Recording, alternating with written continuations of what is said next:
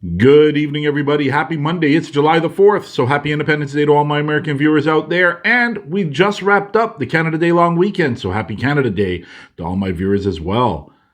Last week's markets, interesting to see what happened. A lot of fluctuation from the week before, relatively flat to finish the week. Did the central bank have that influence that they were looking for? I don't know. Let's talk money.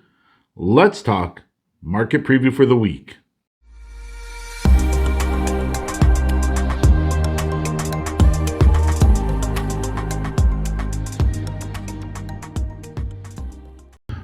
All right, everybody. So let's just jump right into it here and let's take a look at what happened last week because the markets were very volatile if we're looking at the day-to-day and even intraday. So very significant moves right across the board to eventually finish relatively flat on the week.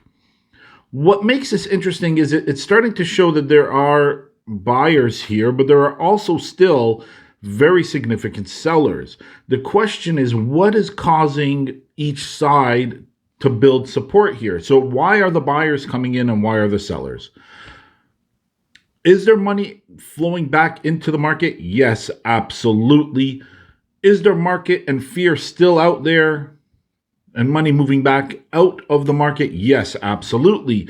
Because what we're seeing is a very interesting thing with the US dollar, where the US dollar, although has retreated a little bit the last couple of days, has actually continued to move to the upside overall in the trend. That is indicating that money is still leaving the markets and still placing itself in that fear trade momentum here.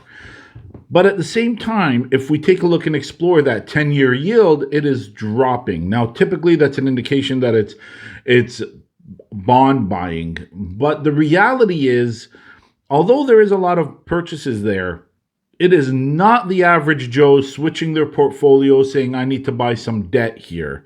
No, not at all. Instead, it is the continued purchases of the European and the Federal Reserve, so the European Central Bank and the Federal Reserve continuing to buy the bond market up as part of their emergency tools that were deployed to prevent the fragmentation of the debt market. And I keep using the term fragmentation because that was the term that they used.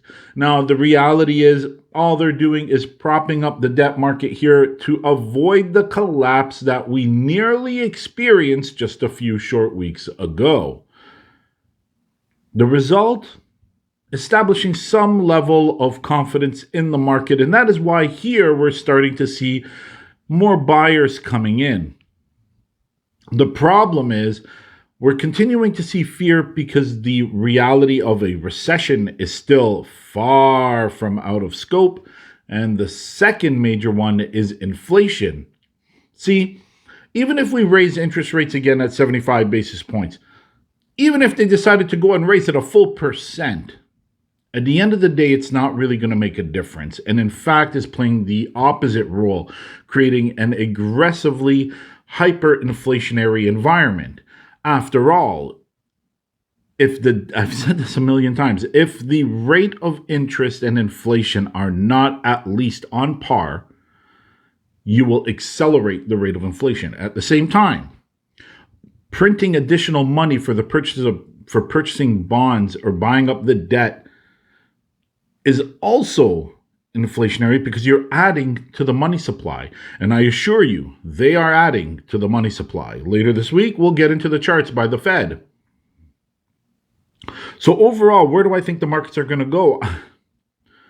It is very difficult to say at this point, and I'll say that for two reasons. Last week, I gave you two possible scenarios as to which way the markets could go. Either all-time highs before pulling down very aggressively, or we're going to lose a little bit of the euphoria. It's going to go into a softer landing and then continue the downside trend.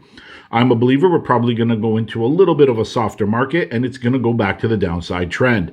In fact, if we take a look at last week versus the previous week, where the previous one was very positive, finished strong to the upside overall, last week we started to see a little bit of that loss of momentum, finishing the week, although I say pretty well neutral, it was slightly red because we did, at least the S&P 500 did dip slightly back into that bear territory, and I'm talking about a fraction of a percent.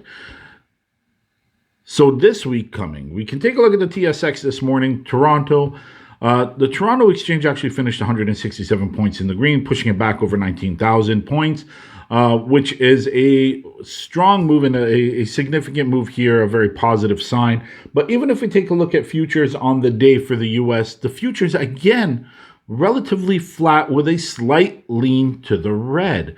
Finishing, if we take a look at the US 30, down about 106 in the red, just shy of 31,000 points overall. The S&P 500 still just shy of getting out of that bear territory. It was down about 14.1%, or 14.1 points.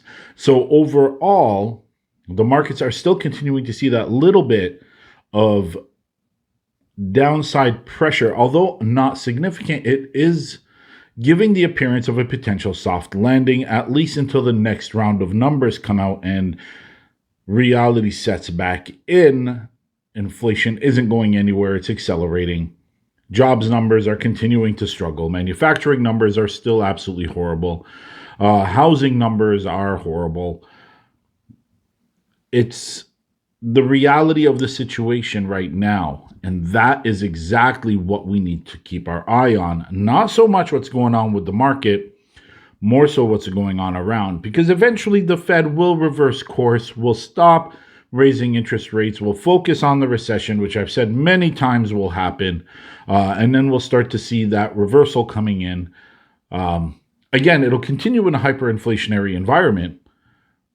But the emphasis will no longer be on the deception of whether or not they're going to try to control inflation rather than letting it go out of control, and then focus on trying to avoid or minimize the impacts of a recession, which is, again, something difficult for them to do. Not really sure that that's going to be possible at this point. But with all the doom and gloom, like I said, I don't really want to make this video too long.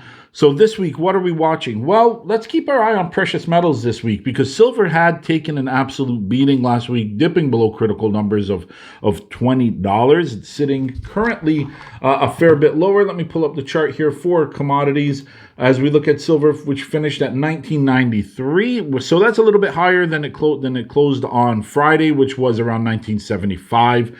So a little bit of a bump here, actually, at 26 cents higher today. Gold was up today as well. West Texas was up. So we're looking at energy and commodities starting to move back to the upside. We will, again, continue long-term, or I should say medium-term, to see the upside here in commodities. I think it's just an inevitability, even with a recession looming and the possibility of a drop in demand. I do think just the prices alone and the inflationary aspect there will cause the commodity sector to continue to move to the upside. The other area I want to focus on, again, is the 10-year yield. We can't see that 10-year yield keep dropping and not question what's going on. Although we know the answers, you and I know the answers, it's just not being reported quite enough here. The US dollar was up about 5 cents, or currently up about 5 cents, sitting just shy of 105. So we'll need to keep an eye on that one there as well. If we see the US dollar move to the upside some more, again, it's just money flowing out of the market and into the security of the dollar, and the relative strength will continue to move to the upside. I do believe it will until it won't, and that'll be an aggressive pullback on that U.S. currency. But overall, those are the areas I'm really focusing on here. I think the markets will continue to have this very muted but volatile within a tight range type of action this week. I'm not on board with a lot of other people that are saying that we will see this massive run up to new all-time highs. Although I think we will see a little bit of some positivity or some positive movement here, I just don't think it's going to be quite as aggressive as much as I would love to say it is. But let's keep an eye, again, on that 10-year yield, because it'll really give us an idea of what direction the markets will take. That's it, everybody. If you enjoyed this video, please share, like, subscribe, but most importantly, comment. I would love to hear where you think the markets are going. And if you have anything to say, you want to argue with me, please do. I love it. I will see you tomorrow morning at the opening bell.